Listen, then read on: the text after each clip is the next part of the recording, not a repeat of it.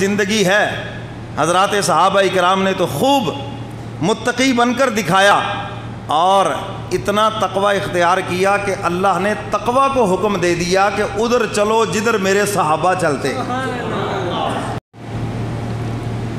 تقوی کیا چیز ہے؟ خوف خدا۔ اور خوف خدا سے کیا مراد ہے؟ حضرت تھانوی رحمۃ اللہ علیہ فرماتے ہیں اتنا خوف اللہ کا جس سے انسان گناہ چھوڑ دے، فرمایا اسی کا نام تقوی ہے۔ اللہ سے ڈر کر اللہ کی نافرمانی چھوڑ دے، یہ متقی ہے۔ دیکھو کوئی بندہ جانور پہ ظلم کرے تو آپ کیا کہتے ہیں؟ او یار خوف خدا کر، کہتے ہیں یا نہیں کہتے؟ تو کیا مطلب ہے کہ یہ ظلم چھوڑ دو، سمجھ آئیے بات، کچھ خوف خدا کرو بھئی۔ تو فرمایا کہ تقوی کا یہ مطلب ہے کہ اللہ کے ڈر سے گناہ چھوڑ دو، آپ متقی ہیں۔ حضرت عمر بن عبدالعزیز رحمۃ اللہ علیہ وہ تقوی کی تعریف کرتے ہیں، اللہ تعالیٰ نے جو ہمیں احکامات دیے اس پہ پورا پورا عمل کرو، آپ متقی ہیں۔